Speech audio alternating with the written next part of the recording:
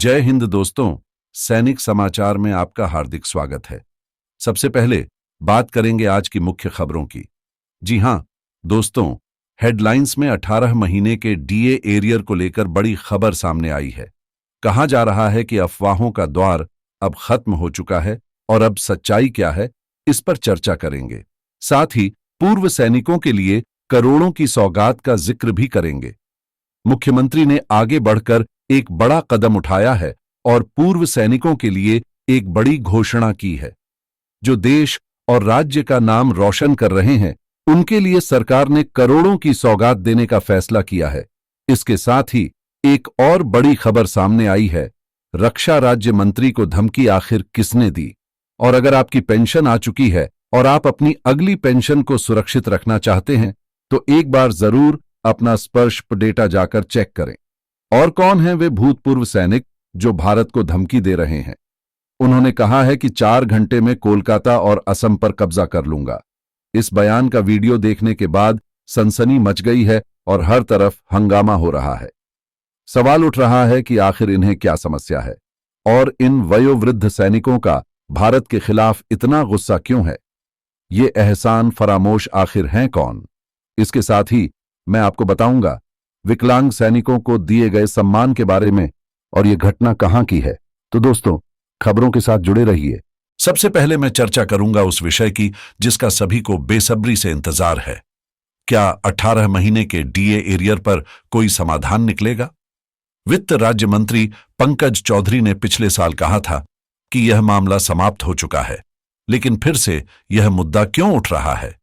आखिर कौन इसे दोबारा चर्चा में ला रहा है और यह खबर आखिरकार कहां से आ रही है? जो चर्चा में है वह न्यूज नेशन से जुड़ा मामला है। मैं बात करूंगा न्यूज नेशन की। उनके एडिटर ने कहा है, मैं न्यूज नेशन में सीनियर सब एडिटर के रूप में कार्य कर रहा हूं। इससे पहले मैं जी मीडिया में सब एडिटर के रूप में कार्यरत था। उन्होंने यह भी बताया है कि उनके पास इस क्षेत्र में काम करने का पर्याप्त अनुभव है।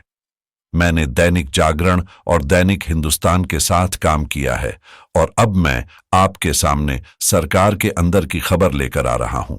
उन्होंने कहा है कि 18 महीने का डीए और डीआर जो फ्रीज कर दिया गया था, उस पर सरकार की बातचीत हुई है। यह वार्तालाप सकारात्मक दिशा में आगे बढ़ रही है और संभावना है कि इसकी घोषणा आगामी वित्तीय बजट में की जा सकती है। आखिर यह खबर क्या संकेत देती है? यही जानने के लिए बने रहिए। उन्होंने कहा है कि अफवाहों का दौर अब खत्म हो गया है। 18 महीने के डीआर को लेकर बड़ी खबर सामने आई है। कहा जा रहा है कि करोड़ों कर्मचारियों के खातों में मोटी रकम जमा होने वाली है। संबंधित फाइल भी तैयार हो चुकी है, लेकिन यह फाइल आखिर कौन सी है, इसकी चर्चा हो रही है। अगर आप सरकारी कर्मचारी हैं तो यह खबर आपके लिए बेहद महत्वपूर्ण है, क्योंकि इन दिनों कोरोना काल के दौरान रुके हुए 18 महीने के डीए एरियर को लेकर बातचीत तेज हो गई है। बजट में वित्त मंत्री ने स्पष्ट रूप से कहा था कि अभी रुके हुए डीए को लेकर कोई फैसला नहीं लिया गया है, लेकिन अब एक बार फिर इस पर चर्चाओं का दौर तेज हो गया है।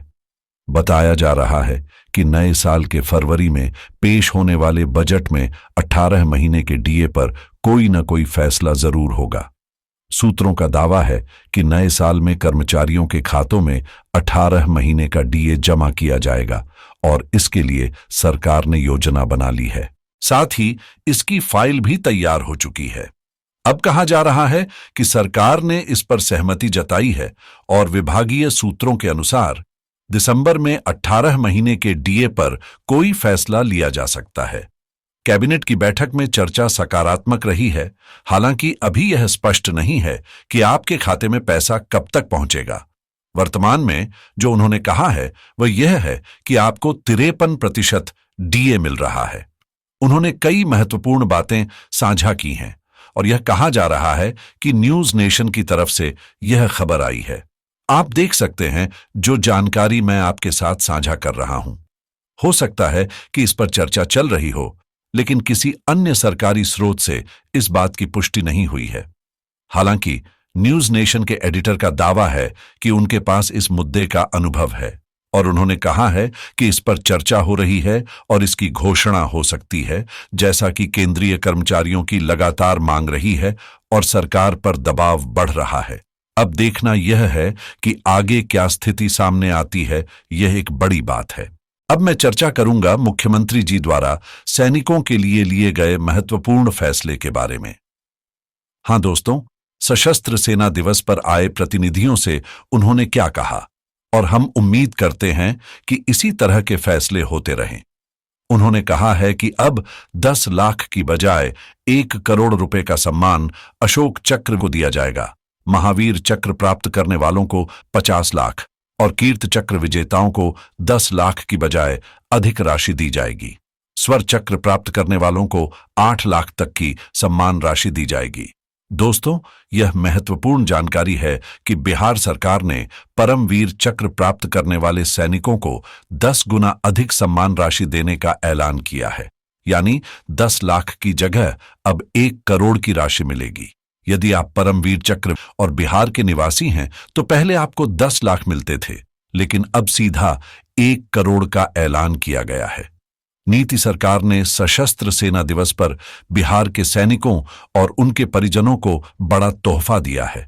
बिहार सरकार ने परमवीर चक्र प्राप्त करने वालों को 1 करोड़ रुपए की राशि देने का ऐलान किया है। मुख्यमंत्री ने इस बारे में और भी महत्वपूर्ण बातें साझा की हैं। मुख्यमंत्री ने सैनिकों के प्रति अपनी गहरी श्रद्धा और सम्मान प्रकट किया।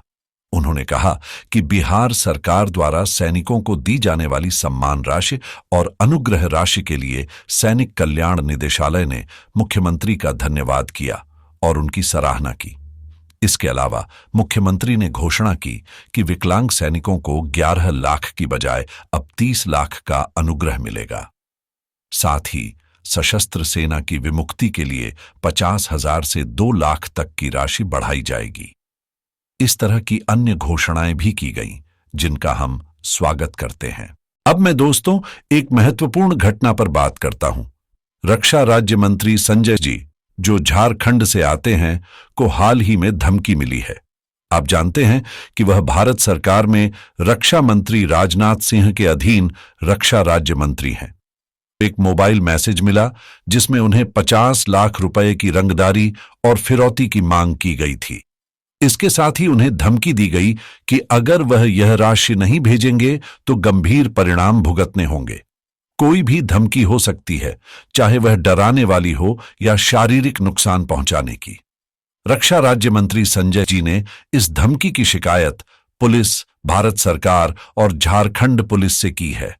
उन्होंने कहा कि पुलिस अपना काम कर रही है और हम अपने कार्य में लगे हैं। उन्होंने यह भी बताया कि आजकल असामाजिक तत्वों के हौसले इतने बढ़ गए हैं कि अब एक रक्षा मंत्री को भी नहीं छोड़ रहे। यह स्थिति देश की सुरक्षा और कानून व्यवस्था पर गंभीर सवाल खड़ा करती है और इसे सोचना हमारे लिए जरूरी है। मैं अब बढ़ता हूं अगली खबर की ओर। हां दोस्तों, अगर आप पेंशन भोगी हैं और इस महीने की पेंशन स्पर्श से ले चुके हैं, तो यदि आप अगले महीने की पेंशन सुनिश्चित करना चाहते हैं तो आपको 20 तारीख से 22 तारीख के बीच में एडवांस मैसेज मिलेगा। ऐसे में एक बार अपनी पेंशन स्लिप जरूर चेक करें और देखें कि आपका अगला आइडेंटिफिकेशन कब ड्यू है। इस प्रक्रिया को आप समझ सकते हैं क्योंकि अब स्पर्श पोर्टल खुल रहा है। आप गूगल या क्रोम से पोर्टल खोल सकते हैं। पोर्टल पर जाकर अपनी रेफरेंस आईडी और पासवर्ड से लॉगिन करें। लॉगिन करने के बाद आप अपनी डिटेल्स चेक कर सकते हैं। दोस्तों, अगर किसी का कॉम पीपीओ नहीं है तो एक बार जरूर चेक करें। यह हमारी एडवाइजरी है और जब आप इसे देखेंगे तो आपको यह सुनिश्चित हो जाएगा कि आपका लाइफ सर्टिफिकेट अपडेट हो गया है। अगर अगला अपडेट 2025 में है तो यह एक बहुत अच्छी बात है। आइए अब बढ़ते हैं अगली खबर की ओर। यह खबर बांग्लादेश के एक समूह से संबंधित है और जो लोग इस तरह की धमकियां दे रहे हैं उन्हें अपनी हरकतों पर शर्म आनी चाहिए। उन्होंने कहा कि हम 4 घंटे में कोलकाता और असम पर कब्जा कर लेंगे। जरा आप इनकी आकलन और शक्ल को देखिए। हालांकि आधिकारिक सूत्रों के अनुसार यह जानकारी आधिकारिक नहीं है। यह वही संगठन है जो जाकर समाज में गंदगी फैला रहे हैं। यानी यह लोग अलगाववाद फैला रहे हैं और आप समझ सकते हैं कि उनकी मंशा क्या हो सकती है। उनके विचारों से यह स्पष्ट है कि यह लोग समाज में अशांति और आग लगाने की कोशिश कर रहे हैं। वहीं वयोवृद्ध सैनिकों ने क्या कहा है, यह भी महत्वपूर्ण है।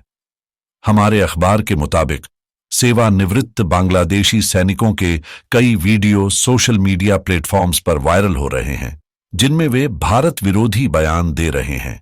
उन्होंने कहा कि सोशल मीडिया साइट्स पर जो वीडियो व्यापक रूप से शेयर और प्रसारित किए गए हैं, उनमें पूर्व बांग्लादेशी सेना के जवानों को भड़काऊ और भारत विरोधी बयानबाजी करते हुए सुना जा सकता है।